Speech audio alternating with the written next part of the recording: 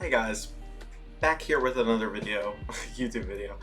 And yeah guys, we're just going in straight up. So I kind of decided, I was kind of figuring out these past few days, like what kind of approach I want to take with this channel. And what I've decided on is I kind of want to focus it more so on me and you guys and just us kind of interacting.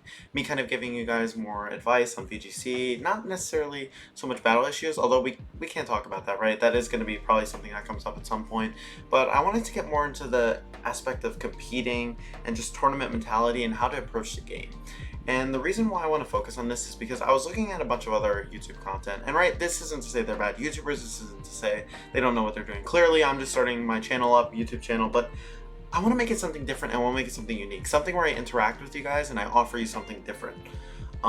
So my kind of idea was, I'm gonna focus a lot over the course of my channel on things that are going to help you as a player, improving your mentality, improving maybe your play, maybe your ability to deal with different unfortunate things that happen, right? Because that is the game we play.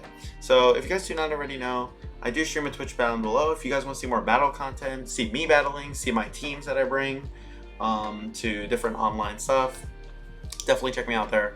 But yeah guys, so breaking down into how to deal with hacks, right? It's something that is part of the game. It's something that we have to deal with a lot. It's something that we don't like.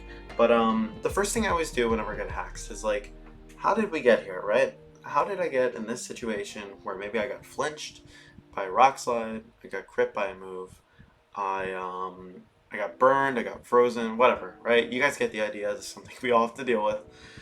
So the first thing I do in this situation is, okay, so let's say this happens to me, it's mid-game, right? The first thing you need to do is always look for your outs. Just because you get crit or just because you get flinched does not always mean that you lose a game. And that's something very important to remember. Even for new players, even for veteran players, sometimes they allow this to tilt them and they kind of lose sight of the entire game. You have to be able to look at the game and understand where you are board position wise due to this occurrence. So let's say even though you know you're going to lose, right? You are like, okay, this crit lost me the game, but I can still get information from my opponent and force them to show me something that they normally wouldn't. That is why you should play out the game. The reason why I say play out the game is because you get more information on your opponent, which allows you to record more information, which is good for you and good for your knowledge later on in the set, right? So you look for outs, you can't find it, you got in as much information as you can, right? So the thing you need to do at the end of the game, right? Let's say this is still a best of 3. If it's not a best of 3, this still applies, right? But let's say, especially in a best of 3, this is really important. You need to look at your play and you need to look at what you did wrong. And the reason why I say this is because even though you may get unlucky, even though you may have a bad, like you may get RNG'd, right? You may get burned, you may get frozen. There's almost always something you could have done better. So being able to kind of look at your own play, self-reflect, think about this in between games while you're prepping for your next game is really important. Being able to understand where you went wrong and what you could have done better is essential as a competitive player, right? And keeping that competitive mentality. So let's say you've looked at your plays, right? You're like, okay, you know, I made 1 or 2 mistakes, right? I've learned from it. Maybe this team composition didn't work well, right? Maybe I put myself in this position because I wasn't aggressive enough on my reads, or I didn't make good enough plays to put me in a better position, right? So now you know this stuff for your next game, and that's really important. That's not to say that what happened to you wasn't unfortunate, but you need to be able to have the most positive, forward-thinking mentality towards occurrences in Pokemon, and it helps you become a better player due to that. So now I'll say, if let's say this is a best of 3, right? Having a best of 3 mentality is really important, right? As I mentioned before, information collecting with those extra turns, even though you've lost, is really important, along with being able to look at the game and be like, okay, this is my game 1 loss or this is my game 2 loss, but I can still win these next 2 or 1 games, right? You look at, okay, what did I do right in these games or game, and what did I do wrong? What worked well and what can work better? Sometimes you got put in a position where you got crit because you were barely able to scathe it out by you playing really well and your opponent not playing as well, but you didn't bring the right composition, and that's something you have to be able to acknowledge and understand. So that plays into the best of 3 mentality and you kind of understanding how your plays and everything came together. So yeah, that's definitely what I would say is important when looking at it from a best of 3 standpoint. So let's say it's progressed beyond that, right? You've lost the entire best of 3 to basically just a crit or a freeze, right? Handling a loss is really tough. and it's really difficult, right? It's not something we want to deal with. It's not something we want to sit through. It's not something we want to have to look at our opponent in the eyes or look at their text box online when they say GG, right? But it's very important to be able to handle these losses. And the reason why I say this is because it doesn't only affect your kind of mood or your interaction with the players then, it also affects the rest of your tournament. Being able to have a healthy tournament mentality, understanding your losses, where you played incorrectly, what you could have done better is really crucial as a competitive player and if you want to grow as a player. So I'd say definitely, obviously you could be upset, just make sure you handle it in a healthy way.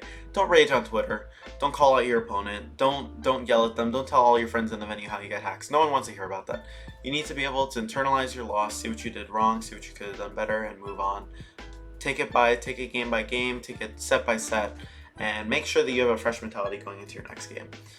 And the final thing I'd say is sportsmanship. You lose to your opponent regardless of whether or not you think they played well, they didn't play well. Always make sure to be a good sport. And the reason why I say this, especially as someone who's been around the scene for a little bit, you need to kind of emphasize being the professional you want to be, right? In this game, mentality is huge.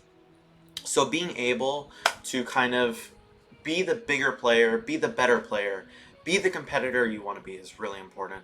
And the key to that is making sure that you have a healthy, good approach to the game where you also treat other people with respect, because that's how you want to be treated. That's how you want everyone to be treated in the community. So being able to shake their hands, say good game, or fist bump them, whatever you're comfortable with, is really important because it makes you not only a better person, it makes you not only a better player, but it also sets the standard, right? You guys set a standard by making doing the actions you do by your actions. So let's say if I'm nasty to my opponent after I lose to them, other people are going to see that. Other people are going to internalize that. But by being respectful, being understanding of stuff that happens, kind of embodying that professional competitor and healthy competitor and like good competitor, right, is something you want. So I definitely say that's my last advice. Definitely treat your opponents with respect. Definitely be a good person, obviously. But yeah, so yeah, that's pretty much it. I'd say that's pretty much my approach to the game, how I approach getting hacks, how I look at it. Obviously you can get upset, but just make sure you put in a perspective of the game. But yeah, thank you guys for watching the video. As usual, if you guys are enjoying the content, please feel free, subscribe, would greatly appreciate it. Also to comment below what you guys would like me to talk about. I love talking about VGC. I love talking about approaching things from a competitor's mindset. So I kind of want to diversify VGC content. I want to bring something that people don't normally talk about. So yeah, thank you guys so much for coming by for the video, and I will see you on the next video. Thank you guys. Peace.